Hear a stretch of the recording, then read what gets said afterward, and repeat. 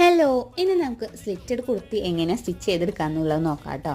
അപ്പോൾ ആദ്യം തന്നെ നമ്മുടെ അളവുകളൊക്കെ ഇതേപോലെ ഒന്ന് മാർക്ക് ചെയ്ത് കൊടുക്കുക. അതിനുശേഷം ഈ മാർക്കിങ്ങിലൂടെ തന്നെ നമുക്ക് ഇതൊന്ന് കട്ട് ചെയ്ത് മാറ്റി വയ്ക്കുക കേട്ടോ.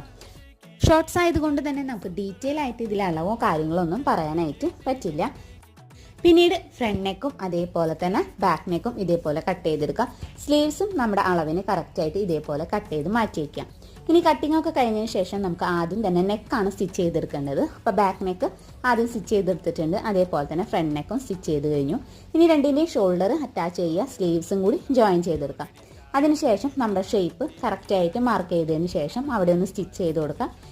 ചുറ്റും ഇതേപോലെ ഉള്ളിലേക്ക് ആക്കിയിട്ട് മടക്കിയിട്ടൊന്ന് സ്റ്റിച്ച് ചെയ്തെടുക്കുക. അടിവശം ഇതേപോലെ ഒന്ന് മടക്കി സ്റ്റിച്ച് ചെയ്തെടുക്കാം.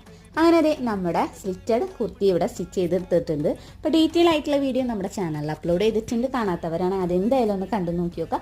വീഡിയോ ഇഷ്ടമായ ചാനൽ ഒന്ന് സബ്സ്ക്രൈബ് ചെയ്ത് സപ്പോർട്ട് ചെയ്യുക.